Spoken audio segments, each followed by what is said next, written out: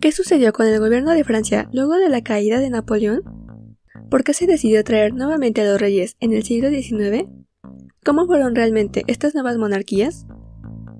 Porque hay muchas preguntas por resolver, acompáñenme a historizar. Pocos años después del estallido de la Revolución Francesa, en 1792, la nueva Convención Nacional abolió la monarquía y todos los títulos nobiliarios relacionados al antiguo régimen, con el fin de abrir paso a un nuevo gobierno constitucional y liberal. Poco después, en los primeros años del siglo XIX, el líder revolucionario Napoleón Bonaparte se proclamó emperador del primer imperio francés, en un principio para asegurar la estabilidad de su nuevo régimen. Pero hacia 1813, el debilitamiento del mandato de Napoleón abrió camino a la restauración de la monarquía francesa de la dinastía de los Borbones, que gobernaban antes de la Revolución. La alianza enemiga de Napoleón, formada por Austria, Prusia, Rusia, España, Portugal, Suecia y Gran Bretaña, logró victorias contra el ejército napoleónico, y pudieron adentrarse en París en 1814. La entrada de esas potencias a territorio francés llevó a la decisión de adoptar una constitución monárquica que le diera el trono al conde de Provenza, hermano de Luis XVI, que estaba exiliado en Inglaterra. Y ese gobierno se instaló formalmente luego de la derrota de Napoleón en la batalla de Waterloo. Ya llegó por quien lloraban, chiquitas. Esa clase de restauración de la monarquía tuvo lugar solo en Francia. Solo en Francia se la había abolido luego de una revolución, mediante la imposición de ideas liberales y constitucionales, y se había declarado a toda la nación como fuente del poder, en lugar de la nobleza y los monarcas. Por eso, solo en Francia el regreso de la monarquía implicó la renuncia a muchos de los principios que habían triunfado en la revolución, porque la lucha entre los ideales revolucionarios y los del antiguo régimen se veía como algo irreconciliable. Luego del derrocamiento de Napoleón, el conflicto que opuso a los dirigentes del antiguo régimen que deseaban su retorno y a los partidarios del liberalismo que deseaban un nuevo régimen basado en la nueva ideología se intensificó.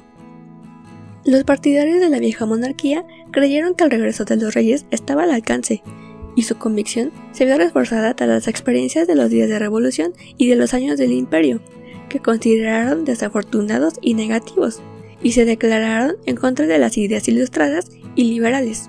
¿Cuál es la siguiente fase? ¿Robar autos? ¿Nadar con vagabundos? Ellos creían que los gobiernos debían encontrar su apoyo, autoridad y legitimidad en la religión católica, porque daba un derecho divino al monarca. Esta idea fue tradicionalmente usada durante la era medieval para legitimar a las monarquías, y ahora que regresaba, se expandió más por Francia, Bélgica y Alemania. La renovación de esa legitimidad fue lo que permitió el retorno de la monarquía, porque para tener éxito se tenían que resucitar las ideas y convicciones que se habían perdido durante la Revolución y el Imperio.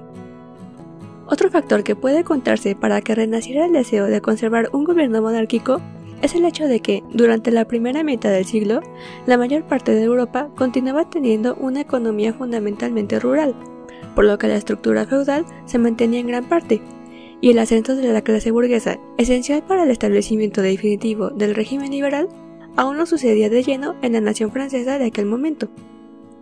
Y ese deseo al fin se cumplió con la llegada al trono de Luis XVIII. Su régimen representó la primera restauración de la monarquía en Francia. Al principio, el regreso de los Borbones al trono se vio como un regreso completo de la vieja monarquía, porque se rechazó el principio de soberanía popular en la que se había querido basar el régimen desde 1789.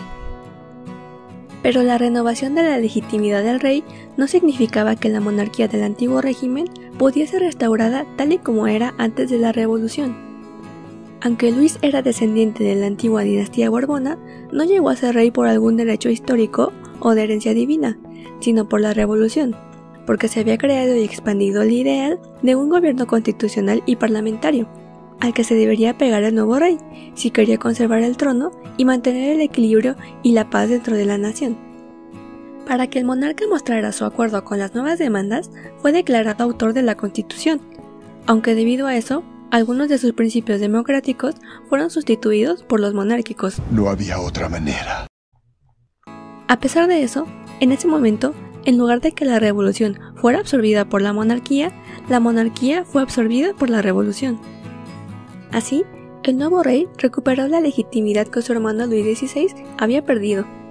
Luis XVIII reconoció algunos de los principios revolucionarios, para transformarlos de una amenaza para la monarquía en un sustento para su estabilidad. El rey estaba convencido de que se podía restaurar la monarquía, y de que eso significaba consolidarla y procurar su estabilidad usando el apoyo que le daba la nueva constitución. Parecía ahora que las demandas elementales de la revolución podían hacerse compatibles con la monarquía. Sí, como si estas cosas pasaran. Pero en el momento en el que se coronó al rey, comenzaron a tomar más fuerza los partidarios de la monarquía pura, quienes comenzaron a realizar represiones y venganzas violentas contra quienes habían apoyado a la revolución y el imperio, porque a la vez, quienes habían apoyado a la monarquía habían sufrido de represiones violentas por parte de los revolucionarios. ¡Es mi venganza, Spanky! Esa situación inquietó al nuevo monarca, que se encontró ahora en conflicto con quienes habían apoyado su llegada al trono. Después de la mala experiencia con los monarquistas radicales, se intentó implantar definitivamente un gobierno constitucional, a semejanza de lo que se había hecho en Inglaterra, y el rey intentó mantener satisfechas y en calma a las diferentes facciones enemigas. Pero Luis murió en 1824, y le sucedió su hermano, que gobernó como Carlos X, y este nuevo monarca era profundamente ultramonárquico, no mostró tolerancia alguna a los revolucionarios y liberales, y llevó a cabo una nueva serie de represiones contra ellos, quienes habían comenzado a manifestarse nuevamente mediante rebeliones, luego de que los monarquistas obtenían cada vez más poder, al grado de parecer tener la hegemonía. ¡Esto no era parte del trato! Pero tras el reinado de Luis XVIII, la influencia de los revolucionarios ya había marcado la estructura política y social del país. El reinado de Carlos estuvo lleno de rebeliones y derrotas electorales ante los liberales, y el descontento popular hacia su nuevo rey, aumentada por la crisis económica, llevó a la Revolución de 1830, durante la cual Carlos abdicó y se propuso la subida al trono del duque de Orleans, que era primo de Luis XVI.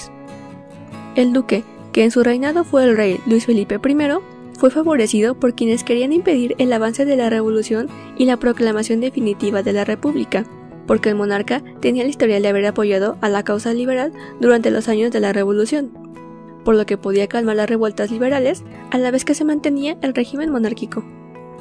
El nuevo rey adoptó una monarquía constitucional, aunque en el fondo su manera de llevar el gobierno cambió muy poco a comparación de sus antecesores.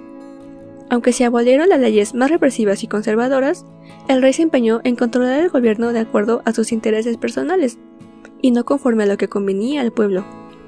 Por otro lado, fue en la década de 1830 cuando comenzó a ascender con fuerza la clase burguesa en Francia, especialmente la alta burguesía, que crearía una nueva estructura social y económica. Esta clase social jugó un papel muy importante durante la monarquía de Luis Felipe, adentrándose en las filas de los altos notables, volviéndose poseedora de gran poder y autoridad, sustituyendo a la antigua nobleza y representando al final un rival para las pretensiones del rey, al competir por el poder político.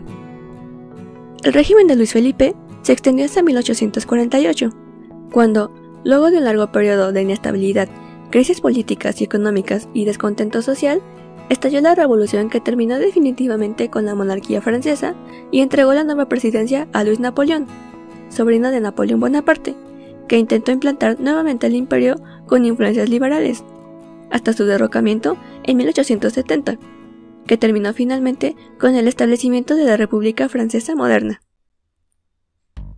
Gracias por ver el video de hoy. Los espero en la próxima ocasión para seguir respondiendo más preguntas históricas.